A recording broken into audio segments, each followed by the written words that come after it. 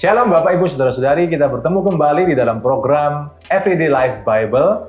Dan kali ini kita akan membahas sebuah tema yang sangat-sangat menarik, yaitu bagaimana dengan konflik hukum di antara sesama orang Kristen. Dan hari ini kita sudah bersama dengan Bapak Michael Sugianto, dan beliau adalah seorang lawyer dan seorang anak Tuhan juga yang cinta Tuhan, melayani Tuhan. Dan kita akan lihat bersama-sama nanti, kita akan dengarkan bagaimana sih sebenarnya sikap orang Kristen, sikap gereja tentunya juga di dalam memandang dunia hukum ini. Tentu kita akan berdoa terlebih dahulu. Silakan Pak Joni bisa pimpin kita dalam doa. Bapak, kami sungguh bersyukur untuk kesempatan pada hari ini Tuhan, kami dapat berbincang-bincang untuk membicarakan apa peran orang Kristen, orang percaya di dalam hukumnya Tuhan. Kau menuntun acara ini dari awal sampai akhir dan hikmat-Mu kiranya tercurah bagi kami semua. Terima kasih Tuhan, haleluya. Amin. Amin. Oke. Pak Michael, apa kabar? Ya, baik-baik Pak Antoni. Luar biasa ini. Iya. Pak Michael mungkin bisa cerita nih supaya teman-teman tahu ya tentang latar belakang dari Pak Michael. Kenapa sih kok bisa memilih jalur hukum ya sebagai seorang lawyer, bahkan sekolahnya juga pasti ya S1, S2-nya juga di bidang hukum. Itu ada background cerita bagaimana? Ini kan biasanya tidak natural dalam tanda kutip. Iya, benar. Biasanya orang pasti akan memilih ke mungkin yang umum lah, jalur bisnis atau bagaimana begitu ya. Ya. Coba apa yang menjadi panggilan, dari mana nih bermula yang dialami oleh Pak Michael? Jadi memang seperti yang mungkin Pak Antoni, Pak Joni dan yang lain tahu, bahwa saya ini dari kecil ya, dari lahir mungkin bisa dibilang itu besar di Mawar Sharon. Dan tentunya ayah dan ibu saya itu selalu menanamkan nilai-nilai keagamaan, ketuhanan yang sangat amat kuat. Bahkan di rumah itu dari kecil sudah ada buku-buku yang sering kali saya baca dari kelas 4 SD. Itu baca bukunya sudah lumayan berat-berat kayak gini-gini. Meskipun waktu itu mungkin nggak ngerti artinya. Nah, dengan background seperti itu dan orang tua, ayah terutama juga pengusaha, tentunya saya dari kecil tuh di-push untuk jadi pengusaha. Nah, tapi seiring berjalannya waktu, ketika saya bersekolah di Amerika Serikat, di Seattle University, saya ini sempat kebingungan, mengalami krisis identitas. Gimana bingung? Apa sih jurusan yang cocok buat saya? Waktu itu masuk jurusan apa? Waktu itu bingung Pak Antoni, mulai dari psikologi saya sudah coba, mulai dari geografi bahkan. Oh, itu sudah jalani kuliah? Sudah mulai ngambil kelasnya. Oke. Nah, tapi akhirnya karena masukan dari orang tua dan juga dari grandpa juga waktu itu ya, akhirnya kita saya memutuskan untuk masuk bisnis karena kalau memang masih belum tahu jurusannya mau masuk di mana, ya kita ambil yang aman-amannya dulu. Gitu. Jadi akhirnya masuk bisnis. Nah, setelah itu baru di sana kok pelan-pelan mulai kelihatan kalau di kelas hukum itu kok saya dapat perlakuan spesial itu ya. Kayak dipandang lebih paham dari yang lain, lebih niat belajarnya, padahal ya saya tidak ada perbuatan yang terlalu sengaja gitu. Saya merasa nyantai aja. Nah, dari situ pelan-pelan sampai ketika pulang di sini kerja ikut ayah juga kok banyak sekali urusan tentang sertifikat tanah, dokumen-dokumen, kontrak sewa segala macam. Jadi saya melihat, penting ya hukum ini. Akhirnya saya keliling-keliling kampus di Surabaya selama 2 tahun tuh saya beli-beli bukunya. Karena kan kembali lagi yang tadi, saya ini kan dibesarkan oleh buku-buku rohani. Jadi jangan sampai ini bertentangan profesi yang saya ambil. Waktu itu juga dikritik oleh ibu juga, katanya kok pengacara ini kan kotor. Ayah juga bilang gitu. Tapi saya mau membuktikan sendiri, apakah benar profesi ini kotor. Ternyata ketika saya baca dan saya telaah ya selama 2 tahun, kalau bisa saya simpulkan, itu kan kalau kita sebagai profesi mulia ya, itu kan dokter, pengacara, pendeta. Nah, sekarang kita bilang pendeta. Kalau ada orang berdosa masuk mau konseling, masa karena berdosa dia, keluar nanti kamu terbakar di gereja ini kan enggak? Sama kayak dokter, ada orang luka bakar. Selalu diterima. Tolong dulu, meskipun dia penjahat sekalipun, ya, narapidana aja di penjara ada rumah sakitnya sendiri. Gitu. Nah, sama seperti pengacara. Orang datang, kita nggak perlu tahu sebenarnya orang ini salah atau benar. Yang penting orang salah dan benar itu semua punya hak hukum. Karena kalau enggak kan ya seperti zamannya Tuhan Yesus, kalau kamu yang merasa dia benar, lempari aja dulu dengan batu. Nah, atau semua langsung lempari batu kan, jadinya nggak ada hukumnya. Jadi karena itulah saya akhirnya memutuskan untuk mengulang lagi, sekolah lagi S1 bareng dengan S2 di UPH Surabaya dan sekarang juga lagi ambil S3 di kampus yang sama. Semuanya dalam bidang hukum juga ya? Iya. Pak Antoni. Iya, iya. Jadi tadi sempat dikatakan bahwa yang dibela itu hak hukumnya. Iya. Iya, betul ya. Iya, benar. Nah, mengapa sih Pak Michael ya masih banyak pemahaman ya di antara banyak sekali orang-orang Kristen juga Iya. bahwa seperti Pak Michael tadi dikatakan hukum itu adalah bidang yang dihindarilah, itu dunia yang kotor begitu ya. Benar. Kenapa kok masih banyak mispersepsi seperti ini di antara orang Kristen ini? Ya, menurut saya sama ya seperti politisi, bahkan orang Kristen di gereja pun juga banyak yang bilang, oh saya nggak mau masuk Kristen karena orang Kristen tuh pernah nipu saya. Nah, jadi kembali ke situ ya kembali lagi, suatu profesi atau suatu bidang ini bisa dianggap kotor karena siapa? Orangnya. Oknumnya berarti ya. Oknumnya itu yang bikin profesi ini manusianya. jadi terlihat, iya. Jadi Oke. itulah jawabannya kenapa profesi ini dianggap kotor, karena banyak oknum-oknum yang memilih untuk mainnya dengan cara-cara yang mungkin tidak berkenan buat norma sebagian besar orang, itu nggak berapa cocok. Jadi dianggapnya apa ya? Ini banyak menipu lah, banyak makan duitnya orang dan segala macam. Justru dunianya sendiri tidak bermasalah sebetulnya ya. Harusnya bukan keilmuannya, bukan dunianya, keilmuannya. Nah, keilmuan itu netral. Iya, ketika dibawa ke dunia oleh oknum-oknum seperti ini, ya jadinya ikutan mendapat cap yang negatif. Dan itu saya nggak menyalahkan ya di sini lawyer-lawyer yang lain, karena satu standar moralitasnya kita juga meskipun Alkitabnya sama biasanya bisa beda-beda. Saya juga sering berdiskusi dengan filsuf-filsuf hukum gitu kan. Iya, iya. Dan kedua, saya ngerti realitanya buka kantor itu tidak gampang. Jadi saya bisa ngerti kalau ada beberapa pengacara yang mungkin tidak se-privilege saya ya, yang dimana mungkin banyak privilege dari orang tua. Itu bisa apa ya? Afford to practice righteously gitu. Bisa apa ya? Bisa main kenceng tapi masih bisa bayar bill gitu. Nah gitu. Jadi memang kita di sini bukan menyalahkan, tapi kita di sini bahas konsep. Iya, oke. Pak Joni mungkin ada yang mau Nah, terus bagaimana sebenarnya relasi antara hukum dan kekristenan, Pak? Ya, hukum dan kekristenan. Relasinya bagaimana? Relasinya sangat kuat karena beberapa faktor. Yang pertama, hukum itu pertama kali kita kenal istilahnya dari mana? Dari Alkitab, ya kan? Hukum yang pertama, jangan makan buah yang di tengah-tengah itu, ya kan? Hukum itu ada hukum Taurat, ada hukum apa ya, nggak tahu macam-macam. Mungkin Pak Antoni dan Pak Joni lebih paham.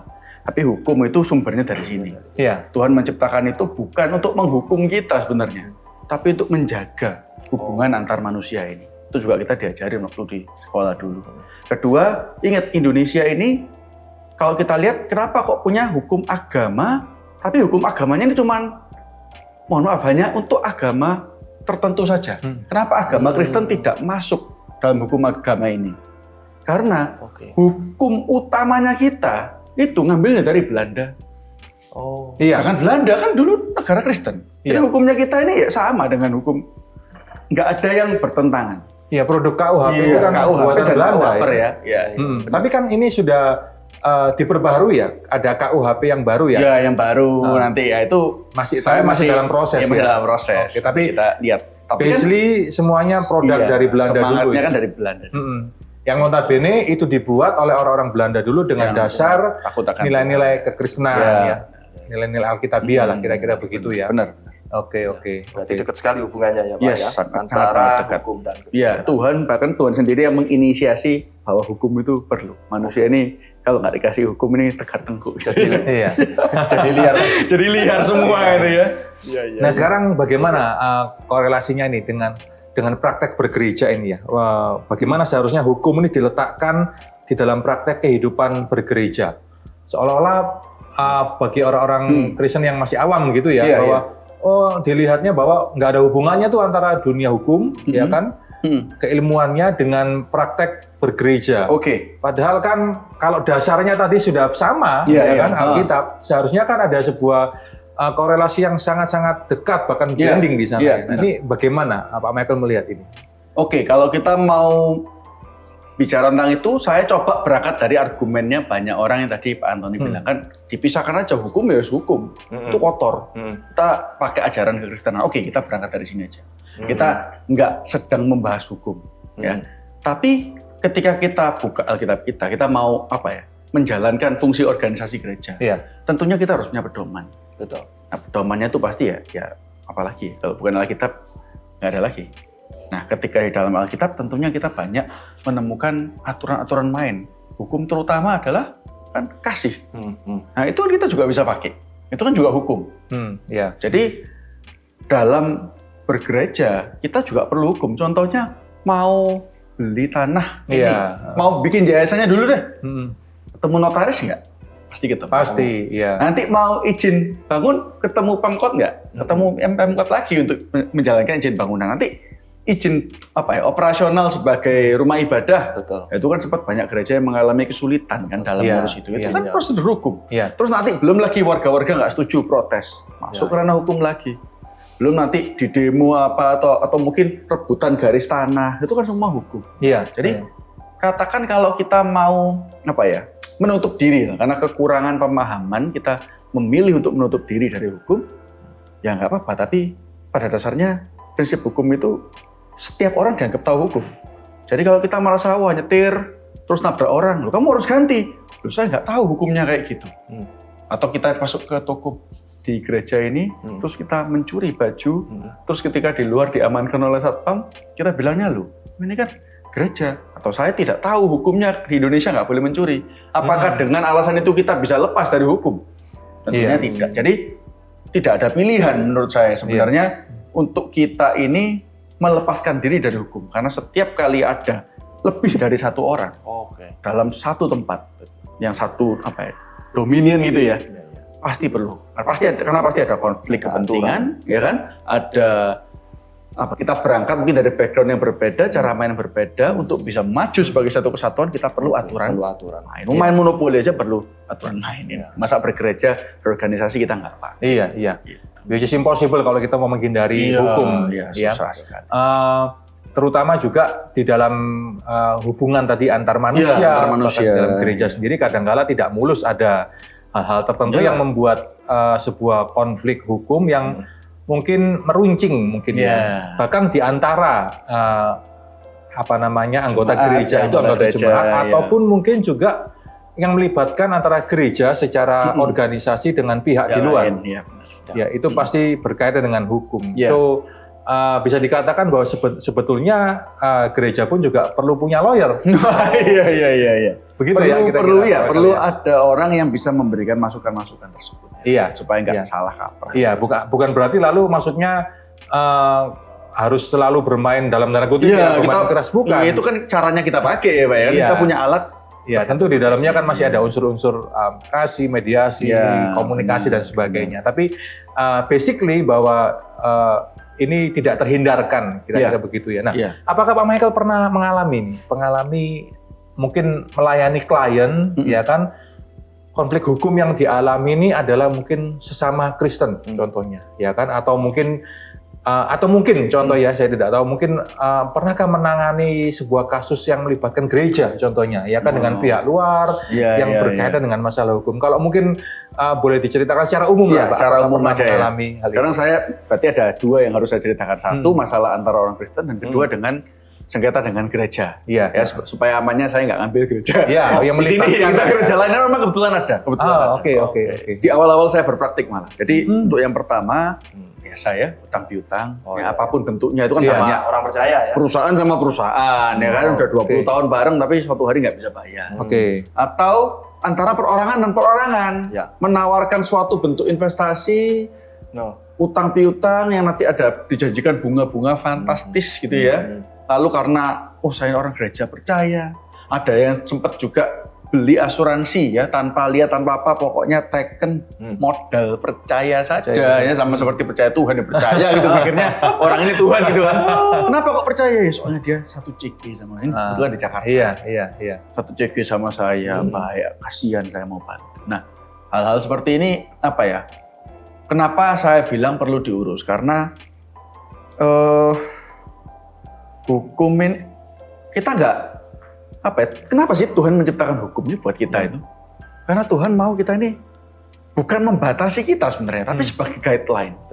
Kadang kan ada orang yang belum tentu etikatnya jahat. Orang ada etikat jahat apalagi ya. Tapi ada orang yang mungkin nggak etikat jahat, tapi karena kelalaiannya dia merugikan orang lain.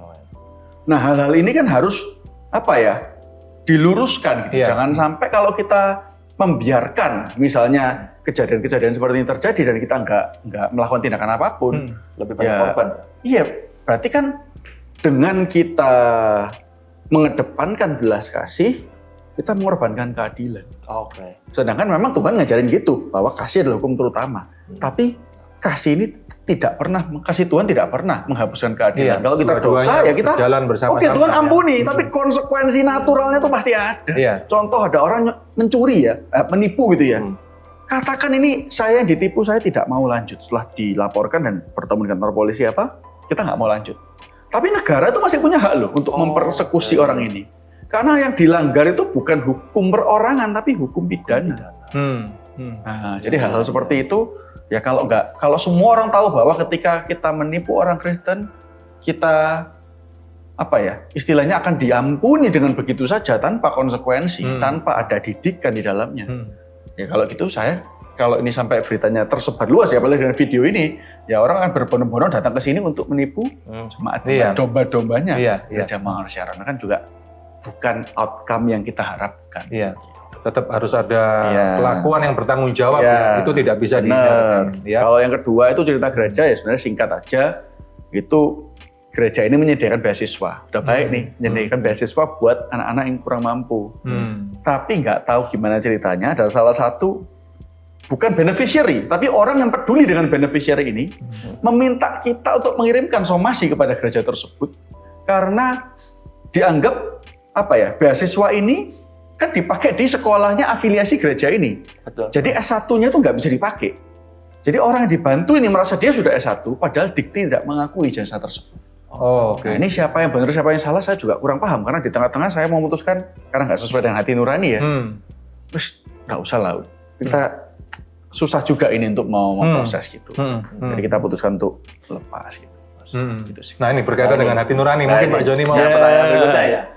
Menarik ini soalnya hati hati nurani. Pernahkah berhadapan atau melayani klien dengan kasus-kasus yang melawan hati nurani itu tadi? Dan bagaimana Pak Michael menetapkan batasan antara hati nurani dengan kasus-kasus mana yang harus diterima atau yang ditolak? Batas-batasnya di mana sih gitu? Jadi selain dari kasus yang tadi saya ceritakan, itu sebenarnya kita pengacara itu karena profesi mulia ya. Kita ini punya namanya kode etik. Di kode etik itu kita dilarang menolak suatu perkara yang masuk ke dalam kantor kita atau kita secara pribadi. Apapun. Tapi ada 2 syarat pengecualian. Nah, ini yang seru kan? 2 pengecualian. 1, ketika penanganan perkara tersebut tidak sesuai Pak dengan ekspertis kita. Ya, contohnya kita ini ahlinya korporat, tapi terus disuruh nanganin kasus yang misalnya perceraian. Kita bisa menolak dengan alasan ini tidak sesuai dengan keahlian kita. Kamu mending saya referensikan ke pengacara siapa. Itu bisa dilakukan. Which is referensi itu dipilih oleh lawyer itu pada waktu dia sedang bersekolah. Dia lebih memilih ke mengenai kasus-kasus yang pidana kah atau yang korporat itu kah? Juga. Tapi nanti di kehidupan kita akan menemukan banyak hal berbeda di mana rezekinya orang itu kan Tuhan yang ngatur. Karena kita belajar korporat, rezekinya di pidana ya gimana lagi. Tapi secara itu general semua. Jadi hukum itu juga banyak, ada hukum. Biasanya kan kalau ada sarjana hukum tanya, kalau saya melanggar lampu merah hukumannya apa? Itu kan ya meskipun benar sih itu hukum, tapi bukan berarti orang yang sarjana hukum itu bisa paham semua hukum. Karena undang-undang lalu lintas pun tidak masuk dalam matrikulasi materi di kampus manapun gitu. Itu. Dan yang kedua, alasan untuk kita boleh menolak adalah tidak sesuai dengan hati nurani. Nah ini memang subjektif memang, ya. Subjektif sekali ya. Kalau kita contoh, bisa jadi kita nggak masalah dengan kasusnya. Tapi kita masalah dengan orangnya. Ini kelihatannya orang ini etiketnya buruk.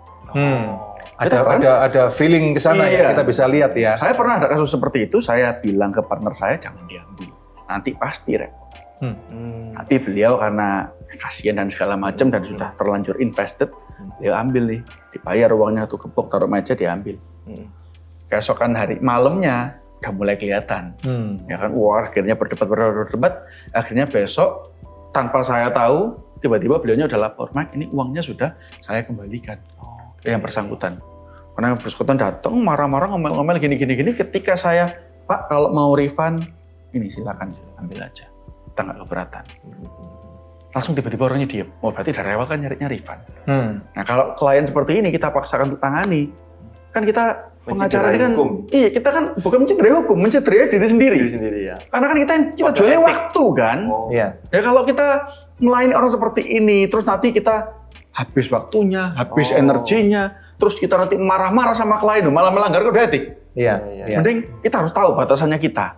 Jadi jangan kayak seperti mungkin pengusaha pada umumnya yang kalau bisa semua revenue diambil. Itu pun mereka juga pasti memperhatikan kapasitas. Kalau nggak bisa pasti disubkan.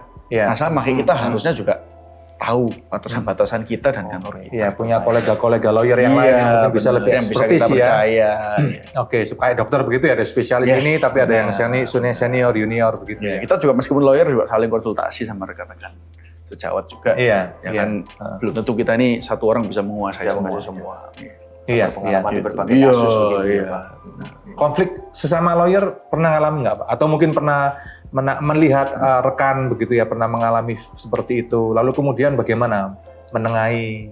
Secara kode etik sebenarnya nggak boleh kita konflik. Meskipun misalnya ini Pak Antoni lawyer ya, ini klien saya, ini ada kliennya lagi. Iya. Wah kita di persidangan berantem nih, kelihatannya kan memperjuangkan masing-masing hak hukum lainnya masing-masing kan. Tapi ketika keluar harus salaman, harus berteman lagi.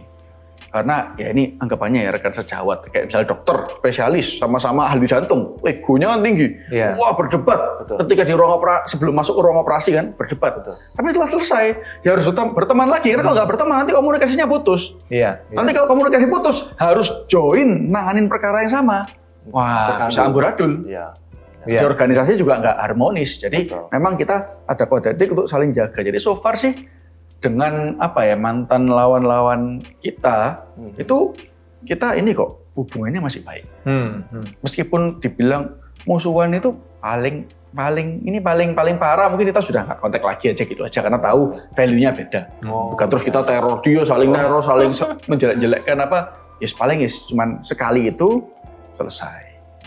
Udah selesai, kita ya nggak boleh terus-terusan kita nanti.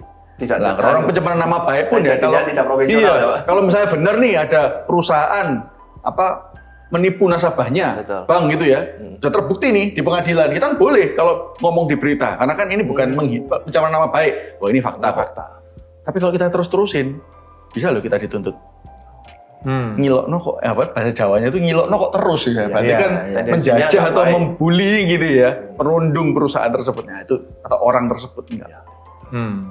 Oke. Menarik ya. Ternyata dalam dunia hukum ini ya. Nah, banyak dinamikanya. Banyak dinamika yang terjadi. Nah, Pak Michael, ini tadi kan sempat dibahas tentang etika atau juga kode etik dan sebagainya. Ini kalau misalnya mengenai ini Pak, mengenai tentang ini contoh saja ya supaya kita semua bisa lebih terbuka wawasan kita ya.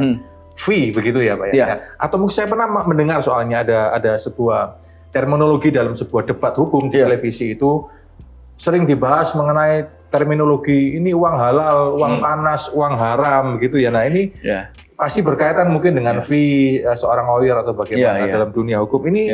Ini maksudnya apa Pak Michael?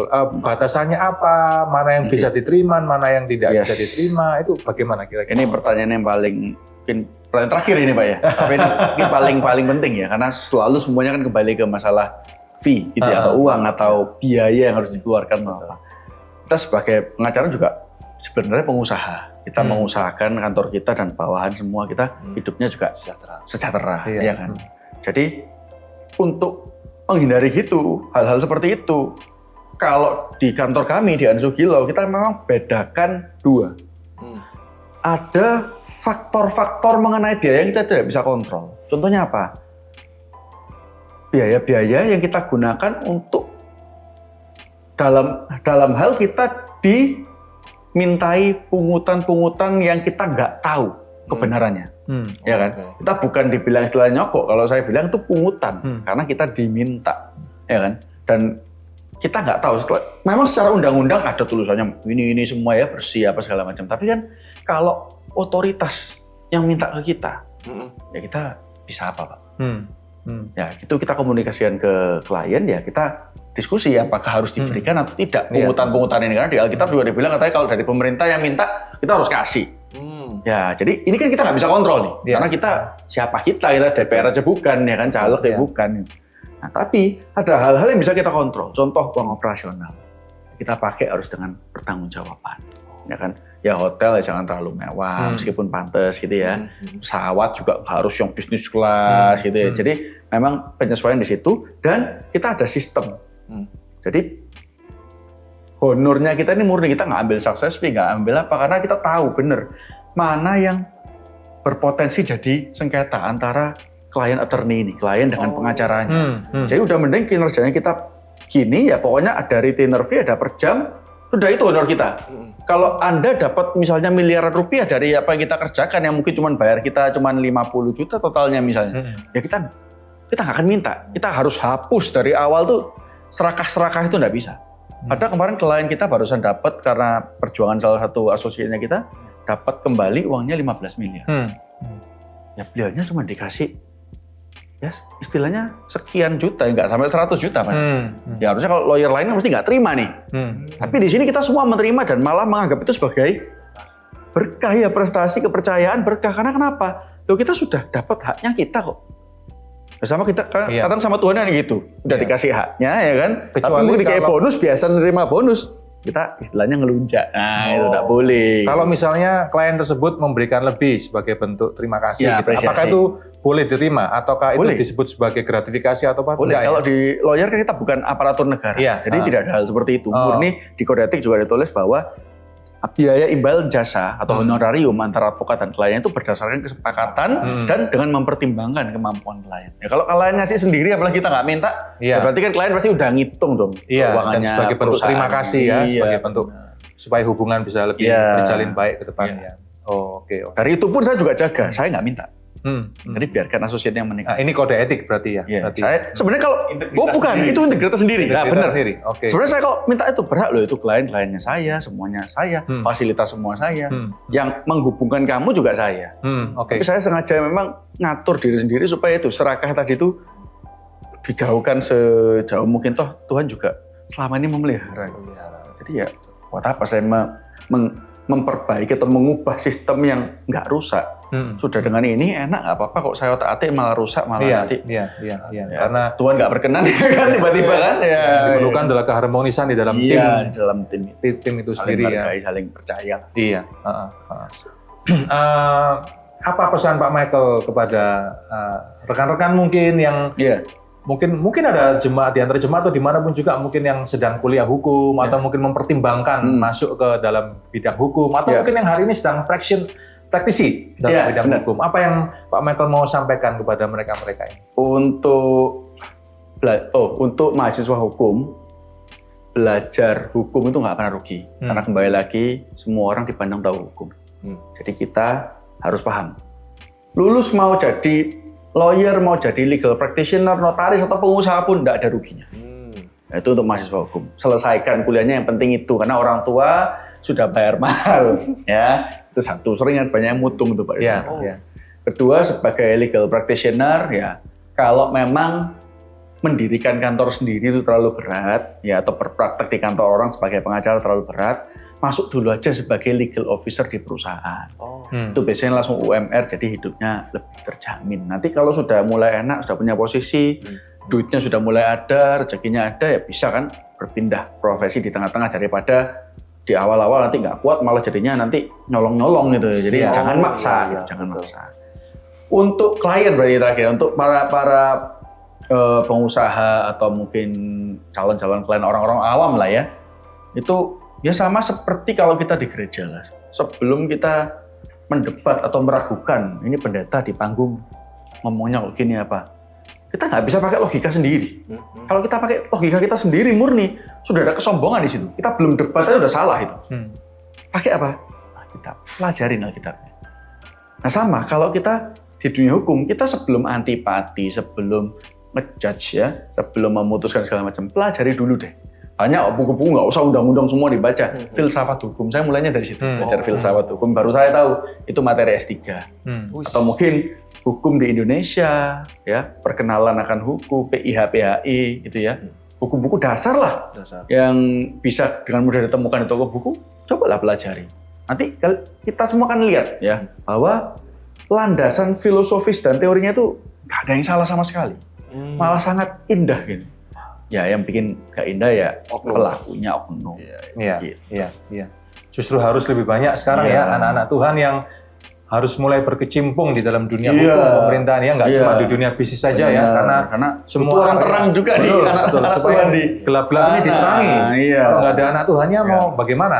Iya. Ya kan, cuman pada waktu ada di dalam dunia itu tetap harus punya integritas, kebenarannya harus ada di sana. Ya bisa menimbang hati nurani dan sebagainya ya, supaya bisa tetap jadi terang Tuhan di sana ya.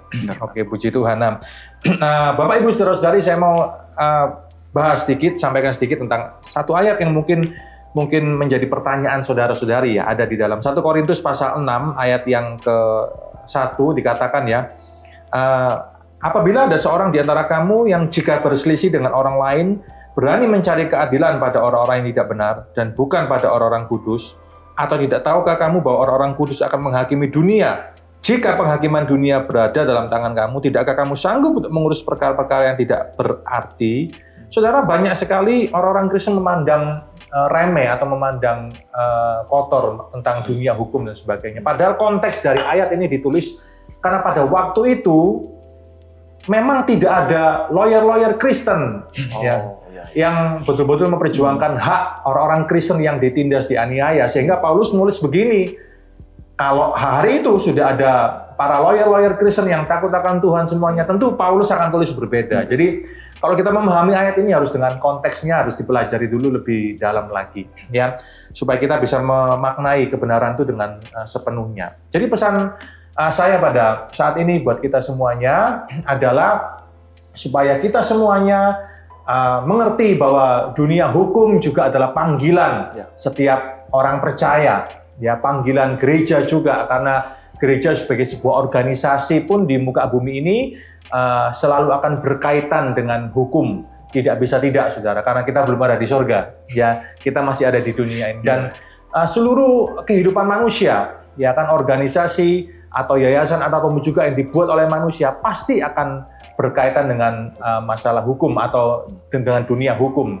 Oleh karena itu, mari kita buang antipati kita dengan dunia hukum, ya, dan mengerti bahwa ini juga adalah panggilan gereja, panggilan orang-orang percaya, dan mari kita menjadi terang Kristus yang bercahaya di dalam dunia hukum. Atau mungkin hari ini Bapak Ibu saudara-saudari ada yang dalam dunia pemerintahan, politik, dan semuanya. Semua bidang itu baik, semua bidang itu ada, supaya kita ada di dalamnya, kita menjadi terang di dalamnya, dan kita semuanya betul-betul mempermuliakan nama Tuhan di sana. Tentu nanti di dalamnya pasti ada tuntunan hati nurani, ya kan, kita bisa membedakan kira-kira ini kok abu-abu ya, dunia abu-abu, mungkin orang sering bilang dunia tipu-tipu, tipu-tipu ya. Ya kan, ada Roh Kudus ya, ada tuntunan hati nurani untuk kita bisa mengerti mana tindakan yang harus kita ambil, mana yang tidak harus kita ambil. Kita bermain cantik di dalam dunia seperti ini. Tidak bisa dengan mata kuda ya, hitam putih begitu ya, kita nggak bisa. Ya, karena kita hidup dalam dunia yang sudah jatuh ke dalam dosa. Oleh karena itu kita sebagai anak Tuhan pun harus bermain cerdik, bermain cantik juga di dalam dunia yang kita hidupi ini. Tentu dalam tuntunan hati nurani yang telah diterangi oleh firman Tuhan, tetapi dalam prakteknya kita tentu harus bermain dengan baik, bermain dengan cantik, saudara. Ya kan, supaya nama Tuhan tetap dipermuliakan, dan juga melalui bidang itu juga adalah bidang di mana Tuhan akan juga memberkati kehidupan kita. Puji Tuhan. Pak Michael, terima kasih banyak. Terima kasih banget buat pencerahannya ya, juga buat teman-teman sekalian menyaksikan. Senang bisa ada di sini. Terima kasih buat undangan. Iya. Next time kita akan bincang-bincang lebih dalam lagi. Mungkin bisa minum dulu. Oh iya, santai dulu. Ya.